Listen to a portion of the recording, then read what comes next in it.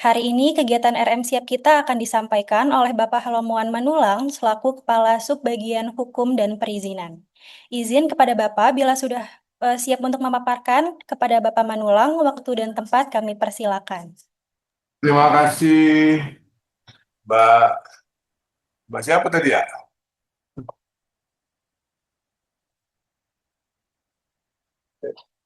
Iya, Pak. Hari ini saya tuh bukan kalau dibilang mau ngajar nggak juga ya. Sharing aja lah ya. Sharing apa yang saya kerjakan lah hari-hari di Sebag Hukum dan Perizinan. Ini khususnya soal kontrak lah. Kita coba apa sih sharing apa sih binatang apa sih kontrak itu gitu ya.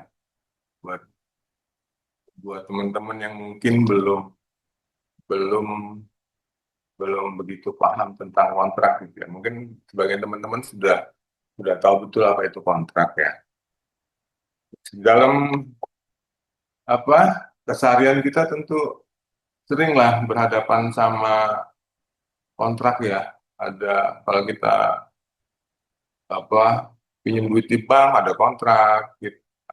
Waktu mahasiswa dulu mungkin kos ada kontrak saya nggak tahu. Tapi lisan mungkin ada kontrak. Kalau sewa rumah ada kontrak gitu ya. Dan kalau di perusahaan ini ada kontrak pengadaan barang jasa, ada kontrak kerjasama gitu ya. Sering sekali kita dengar istilah-istilah itu. Sebetulnya apa sih kontrak itu? Next Mbak.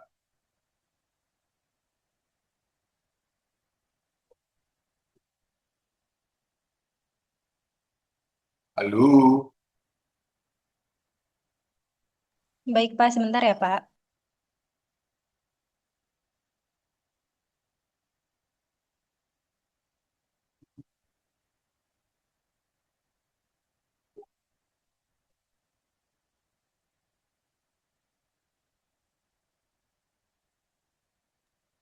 Mohon ditunggu sebentar ya, Bapak.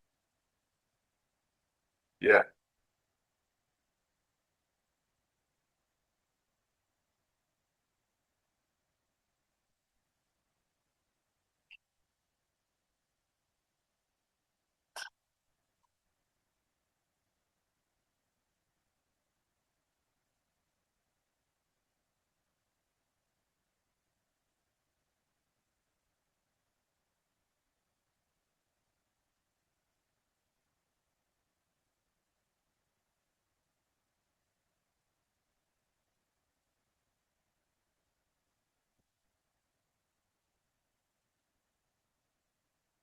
oke, next Mbak.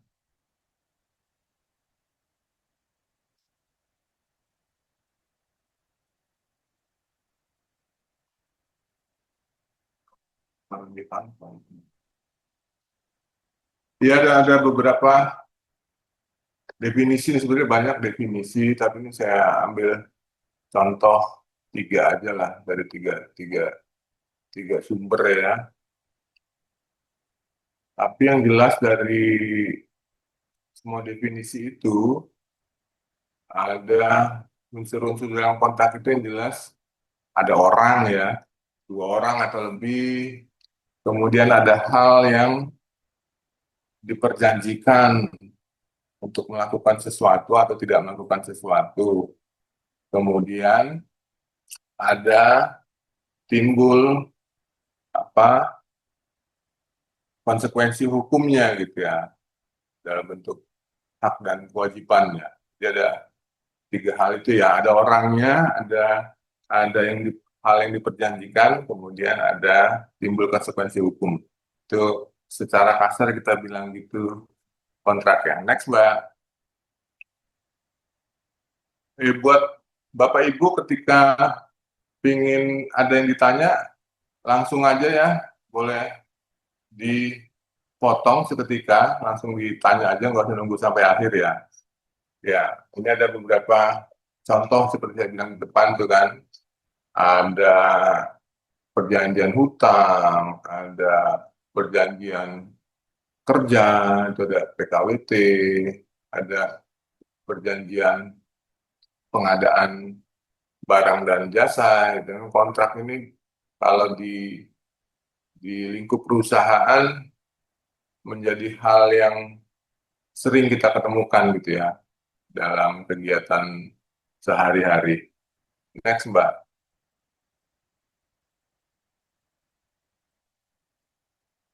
Kemudian kenapa sih harus harus ada kontrak gitu ya? Yang pertama itu ya kepastian hukum agar ke depannya itu nggak nggak berdebat. Nanti kalau tidak ada dasar kontrak tentunya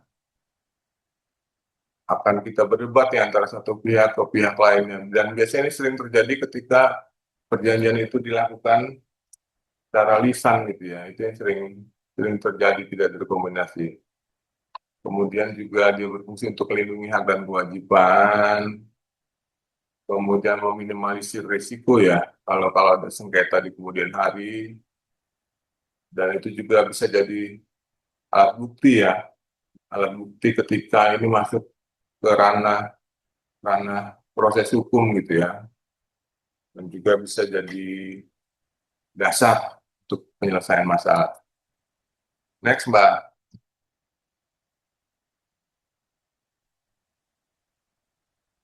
Nah, di dalam setiap kontrak itu memang isinya isinya berbeda-beda, berbeda-beda. Tapi biasanya yang unsur-unsur yang paling penting itu ada beberapa hal. Yang pertama itu ada identitasnya ya. Ya apa sih yang berkontrak itu? Apakah pribadi, apakah mewakili perusahaan, kemudian ruang lingkupnya apa gitu. Ruang lingkupnya apa? Kalau kontrak pengadaan misalnya, ya harus jelas juga ruang lingkupnya sampai di mana, barangnya apa, diambilnya siapa yang ambil, siapa kita terima di tempat, apakah kita ambil di gudangnya dia, gitu. Kemudian tentang hak dan kewajibannya ya, kemudian ada nilai atau prestasi yang diharapkan dari masing-masing pihak, ada masa berlaku, kontrak itu berlaku mulai kapan, sampai kapan, gitu. Kemudian juga ada klausul tentang sanksi atau ganti rugi bila salah satu pihak tidak memenuhi kewajibannya. Kemudian force major ini kalau terjadi hal-hal yang di luar kekuasaan masing-masing pihak ya, seperti bencana alam, itu akan membebaskan tanggung jawab dari pihak. Kemudian juga klausul tentang penyelesaian kalau terjadi sengketa di depan itu penyelesaiannya seperti apa gitu. Di pengadilan mana kita akan menyelesaikan ini? Apa lewat pengadilan atau ke arbitrase gitu ya. Next, Mbak.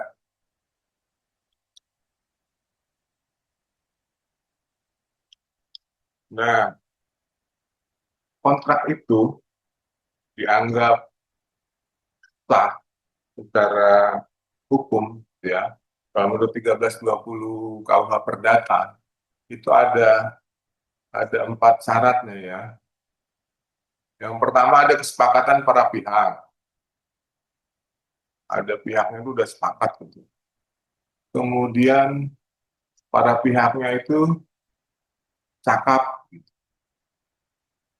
Kemudian ada hal tertentu yang diperjanjikan dan kemudian sebab yang halal. Jadi perjanjian itu tidak boleh melanggar undang-undang atau peraturan perundangan yang ada di Indonesia ini.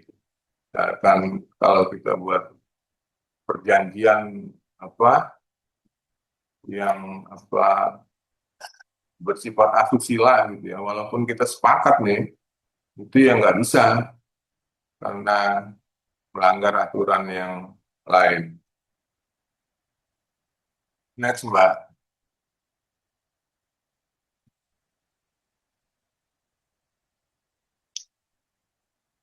Nah, yang pertama unsur sahnya suatu kontrak itu kan kesepakatan ya. Kalau berdasarkan 1321 itu, kalau salah satu pihak itu menandatangani kontrak itu karena dipaksa, misalkan diintimidasi gitu ya, kamu harus jual tanah kamu, kalau enggak saya gebukin gitu. Terpaksa diadakan perjanjian jual belinya, dan di kemudian hari itu bisa terbukti bahwa diancam, ada paksaan, itu kontrak itu bisa bisa batal, Mbak, bisa batal. Atau juga dia ditipu gitu ya, makanya dia teken setelah dilakukan penipuan oleh satu pihak lainnya, itu juga kontrak itu menjadi tidak sah. Next. Nah, kemudian tadi itu sahnya sebuah kontrak itu, dua doang, Mbak. Kecakapan para pihak ya. Siapa sih yang dianggap cakap gitu kan? Kalau kita ini secara umum saya bilang sudah dewasa, itu 21 tahun atau sudah menikah. Nah, kalau nanti dalam konteks perusahaan, misalkan apa, kontrak pengadaan barang jasa, misalkan vendornya itu PT, itu kan yang berhak mewakili PT itu, yang berhak bertanda tangan sebetulnya harus direksi PT tersebut menurut Undang-Undang PT ya 40 2007. Kalau direktur yang tidak tanda tangan dikuasakan kepada karyawan ataupun kepada bawahannya, itu harus disertai dengan surat kuasa, baru kontrak itu bisa kita lanjutkan. Kalau nggak ada surat kuasa, harus direkturnya yang tanda tangan. Next.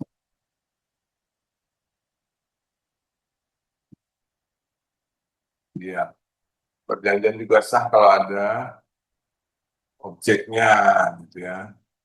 Objeknya itu bisa barang, bisa jasa, ataupun apa, jumlahnya juga sudah dibilang gitu. Nilainya juga bisa dibilang gitu. Next, Mbak. Kemudian sebab yang halal gitu ya. Seperti disebutkan di awal tadi ya. Bahwa yang kita perjanjikan itu tidak melanggar peraturan perundangan yang ada di Indonesia inilah, kita bilang. Kalau dibuat untuk melanggar hukum ya tidak dianggap tidak sah perjanjian itu. Apa sih gitu? Next, Mbak. Oh iya, udah habis bahannya Bapak Ibu. Saya pikir sampai untuk hari ini karena keterbatasan waktu juga, kita batasi pemahaman kontrak itu segitu dulu karena waktu kita di Jumat yang terbatas. Harapan saya bisa lebih panjang di sesi tanya jawab dengan Bapak Ibu sekalian. Monggo Kak, kalau ada yang ditanyakan.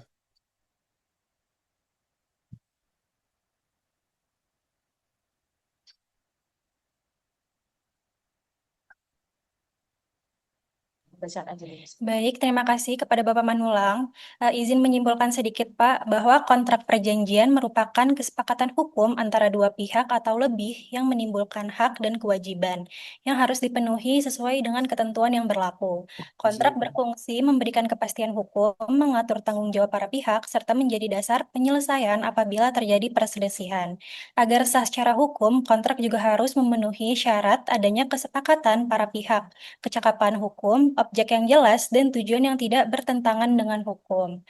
Selanjutnya, kita akan membuka sesi tanya jawab. Bagi Bapak dan Ibu, dipersilakan mengajukan pertanyaan melalui mic atau kolom chat. Silakan kepada Bapak Ibu yang ingin bertanya.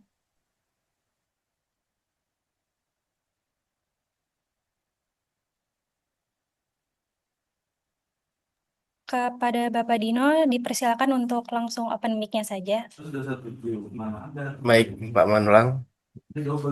Terima kasih Pak Manulang. Selamat siang.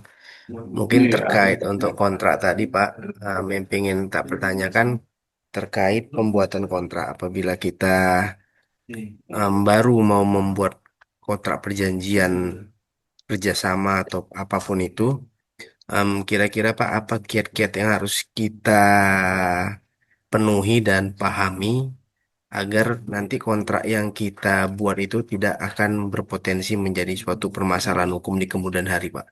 Mungkin itu, Pak. Terima kasih, Pak. Iya, terima kasih Bang Dino. Yang jelas tadi kan untuk sahnya sebuah perjanjian tadi kan ada empat hal tadi ya. Ada apa? Buka sikit kesepakatan, ada sebab yang jelas gitu kan. Terus cakap gitu ya. Cakap. Artinya ketika Bang Dino mau melakukan perjanjian dengan pihak lain, pastikan itu dulu gitu. Kalau cakap nggak dia untuk tekan apa yang mau Bang Dino perjanjikan gitu kan? Ada nggak apa alas alas duduknya dia menandatangani itu gitu ya? Kemudian juga kalau sebab yang halal sama objek tertentu sih, saya yakin nggak no issue lah kita di situ ya. Kemudian eh, ya sepakat gitu kedua belah pihak sepakat. Dan tentang isi isi yang penting dalam dalam sebuah kontrak. Jadi bisa di slide berapa tadi Mbak? Slide 2 atau slide 3 Mbak?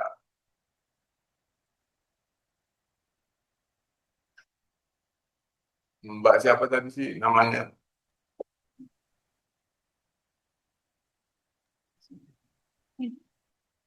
Di 2 atau 3 tadi Mbak? Coba lihat naik ke atas Mbak.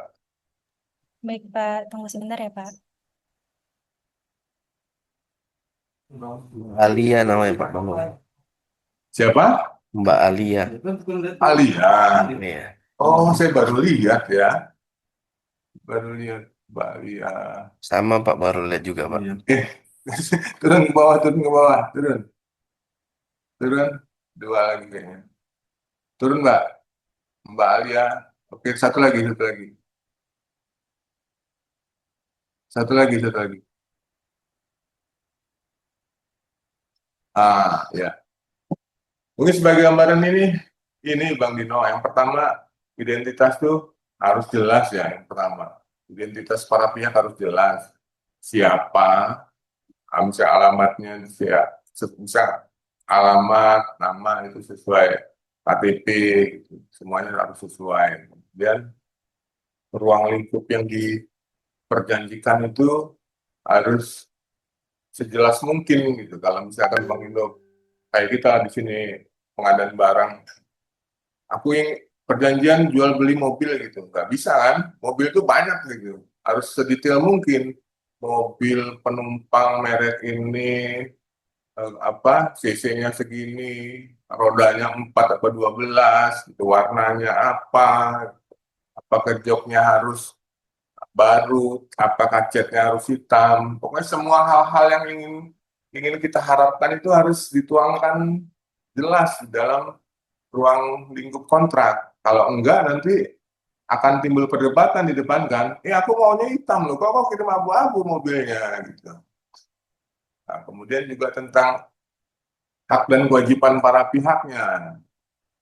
Haknya apa, kewajibannya apa, itu yang penting juga. Sama kemudian nilai ya, nilai kontrak itu harus di state jelas juga. Untuk mobil itu berapa harganya? Di state juga udah include apa exclude PPN gitu.